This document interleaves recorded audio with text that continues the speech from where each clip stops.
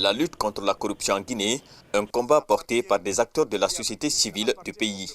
Le 20 mars 2024, le parquet de la Cour de répression des infractions économiques et financières a été saisi d'une lettre de dénonciation sur des cas présumés de corruption contre des ministres du gouvernement de la transition dissous le 19 février 2024.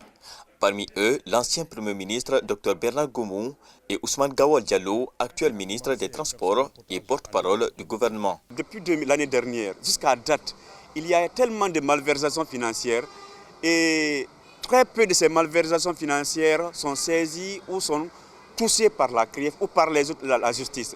Il faut que, en tant que citoyen, user de mon droit de citoyen et engager des actions citoyennes auprès de la justice pour espérer que la justice fera son travail et que les coupables seront punis conformément à la loi et condamnés. Dans un courrier daté du 21 mars 2024, le procureur de la Cour de répression des infractions économiques et financières a notifié avoir confié à l'Agence nationale de lutte contre la corruption le soin de mener les enquêtes requises pour établir les responsabilités des mis en cause.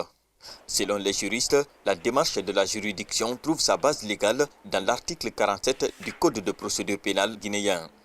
Quand vous prenez le Code de procédure pénale, en son article 47 alinéa 1, qui dit clairement que le procureur reçoit les plaintes, les dénonciations qui sont portées à son niveau.